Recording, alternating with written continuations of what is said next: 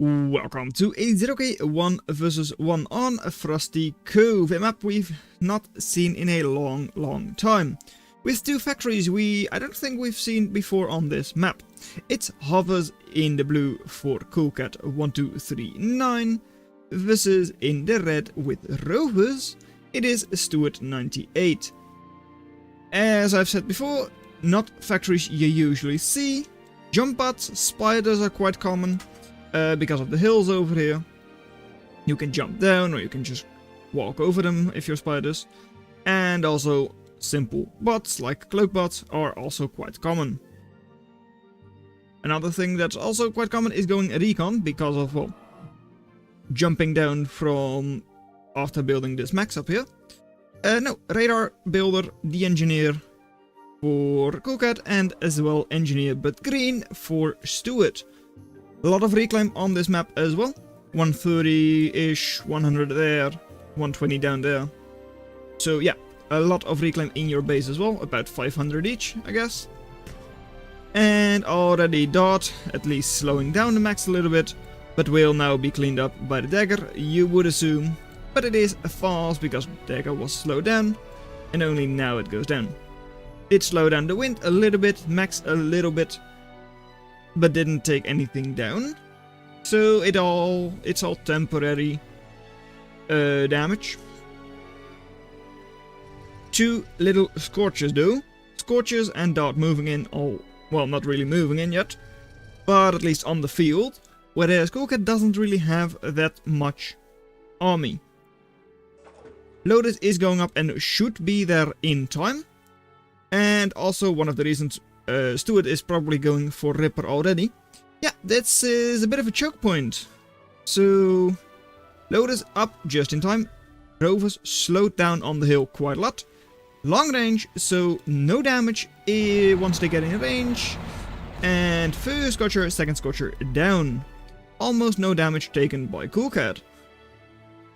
Dart over here is probably just there to scout. And Ripper now indeed moving forwards. Over here as well, slight hill, slight ramp, so also a bit of a choke point. Middle of the map is a lot more open, but even then there are, well, pieces of water and all that, so you can't really run all that far. Only the sides over here are a bit more open. Good dart numbers over here, 8 of them. And I'm not really sure how they stack up against Scorchers if they stay at range. I don't think they do very well. Just because Scorcher is still a lot longer range and daggers are very squishy. Only 300 HP each. So technically you could have like 1 killed per second if you're like right on top of them with your Scorchers. And also Ripper with its good AoE. Also nice against dagger balls. This side, Mace is out. Also a nice little Riot. Long range. Significantly longer range than Scorcher. And are you going to pincer them? No, not really. I mean, they will be able to run. And if you're chasing Scorcher, it's not great. But yeah, they're slowed down a lot. Dagger was able to get in range decently. You do still like go down in attrition by quite a lot. But if it was flat terrain, Scorchers would have done an even better job. Last little dot is still alive, but could be taken down quite quickly. After that, Quill going to construct the max first, but then also should be reclaiming. 250 reclaim just there. 1v1, Mace easily beats Ripper. I'm not sure, but I would guess that Mace is even able to 2v1 Ripper. Though I don't know that for sure. Just because it's a DPS focused Riot. Whereas Ripper is of course AoE focused. And you also outrange him, which is quite nice. Ravager going out. Yeah, the only real thing you have to counter Ravager would be your Mace, I guess.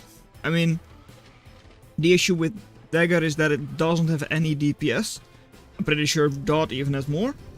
DPS of 32, no, then I think it's slightly better for Dagger at 39, but still, that's all for DPS, especially for the cost. I mean, dot is 40, whereas a dagger is 80 cost, so double the cost. Double loaders over there, that should... Well, I mean, it's not double loaders yet, now it is. We'll be able to pick up the dots before they do anything, so not slow down either. And just going to retreats, I guess. Bit of a weird movement there. Mace could move forwards onto the little ridge and then start firing down. And retreat if it feels a little bit scared. If it gets scared, yes. But this really should not be an issue for Coolcat. Expansion, right now 37 eco versus just 30-ish for Stuart. So also very nice for Coolcat. This though, this and all of that, is relatively exposed against Ravager and double Scorcher. That could all go down. And a lot more raiders on the field. Currently, we just have a couple of Riots from Coolcat. All of them around, well, not all of them, but like 2 of them on the eastern side. And these 3 still quite far back. Slow down Mace lowers its DPS a lot. I mean 50% slowdown. So Ravagers are able to survive that. And oh, Commander is going to stay up, you would hope. Though it is looking quite bad. Only like 2 more shots, I think. Ooh, 1, yeah, no, still just 2 shots, I think. It's very close. Ravager, you shouldn't be able to take it. Okay, good. Radar Builder will survive. Mason should also survive. Yeah, will. And Dot. Sadly, 1 Dot is not going to do it. Fencer though, outranges Stardust by quite a lot. And would then also be able to start pressuring the Commander. But look at all of those Mace. Mace spam commences for Coolcat. How do you deal with that? 8 Mace? Well, you deal with it by not going near them. And also Fencer, kind of. I mean, Fencer outranges. So if you have the space to retreat with Fencers, they can pick off Mace slowly but surely. A stutter step kind of movement against them. But still, Mace 1400 HP, so is kind of tanky. And especially if you have 8 of them, you can tank a lot of Fencer shots before losing them.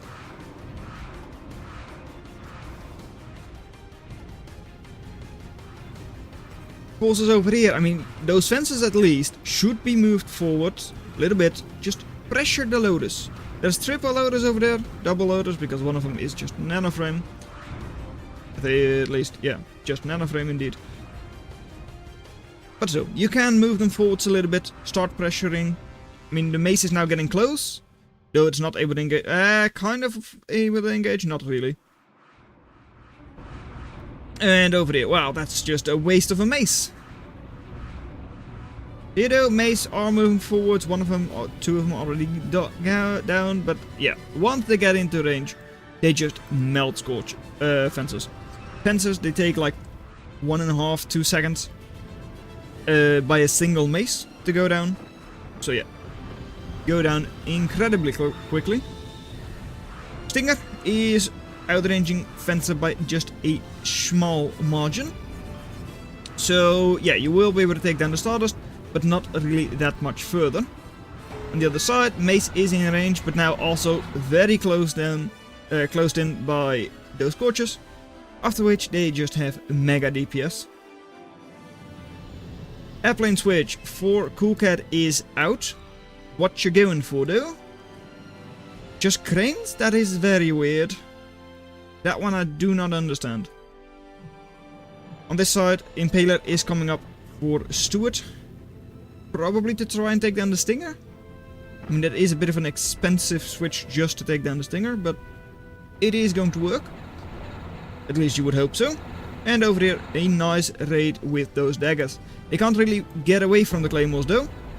And Claymores, good AoE, good damage. Will clean up all 3. Over here, also Mace raid from Coolcat. Mason will also go down. and triple Mace in your base, what you doing? Triple fencer on the hill. Is that enough? I mean, Mace is retreating. I mean, it's already damaged, of course. So you will hold on for now. Ravagers and all that are being constructed by Stuart as well. Close reinforcements. So yeah, now those Mace really needed to go back. With, yeah, 3 Ravagers already there. Almost there. 1 Mace going down. And yeah, while 1 Impaler is still alive, it will take down the Stinger. But at the same time, like, multiple Phoenix in your base, dropping the bombs on your overdrive, high value wind generators these, 0.9, these I believe were even 1.0 wind floor each. We can easily check that here. Yep, 1.0, so very high efficiency. And the sneaky Stinger, though it's not in range of the Impaler. But yeah, 1 Impaler is not going to turn this around for Stuart.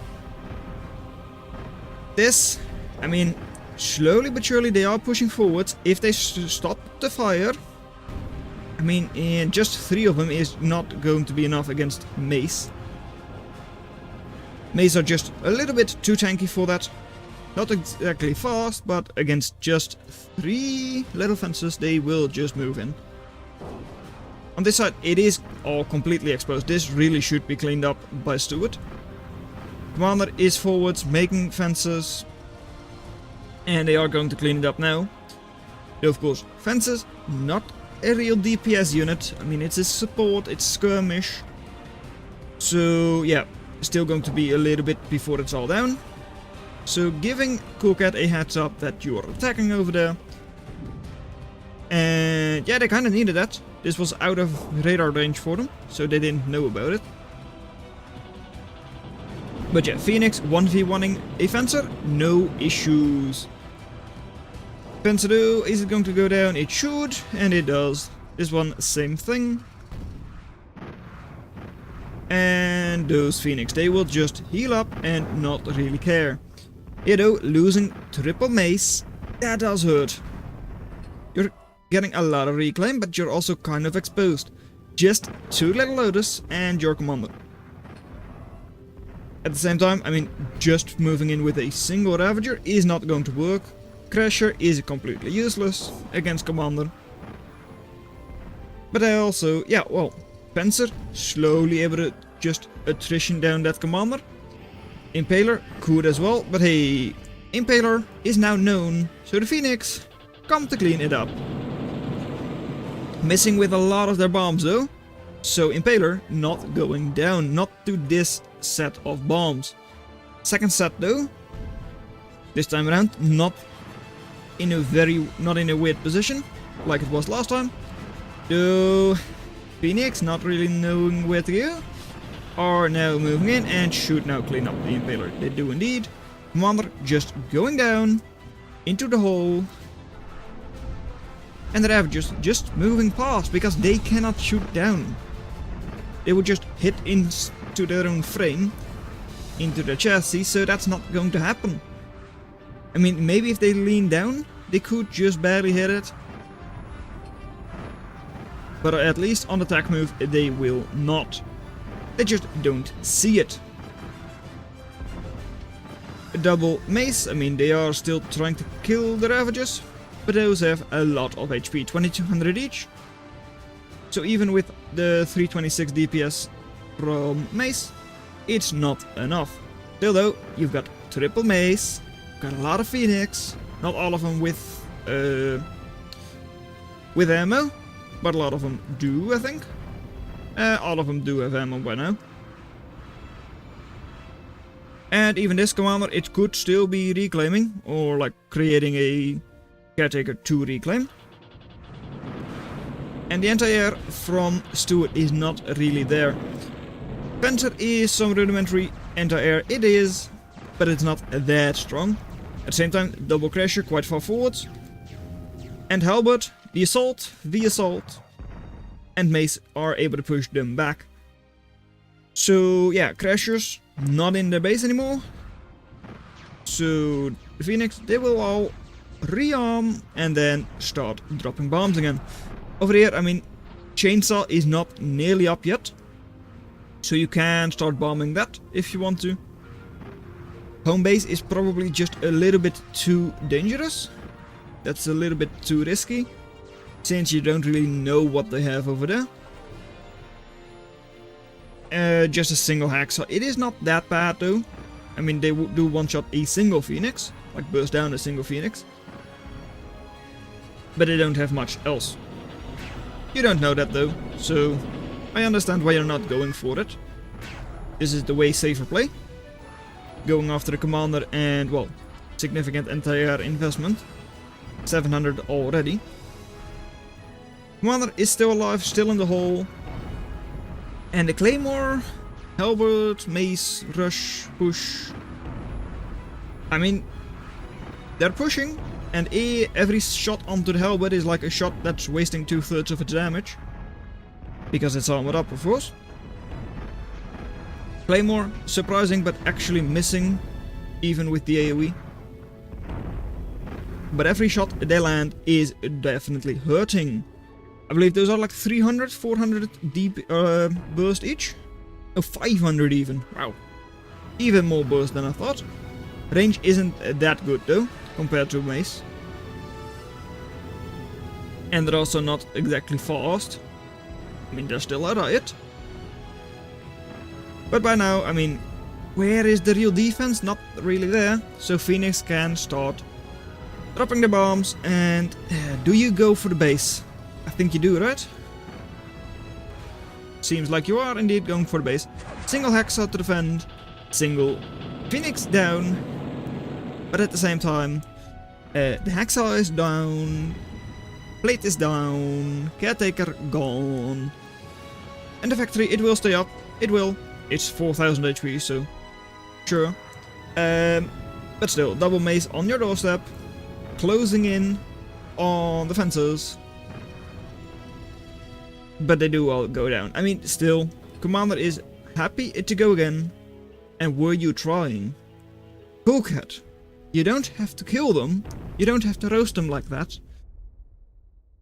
I mean, the Phoenix were roasting them enough already.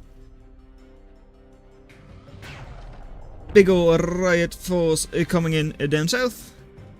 And yeah, just like with tanks, just going mass Riot, in this case Mace rather than Ogre, is actually quite a good strategy. It really is. And GG from Stuart 80 eco to 35. A lot of that was through reclaim at the end. But even so, Cool Cat had an eco the entire game. And through that eco also in army value.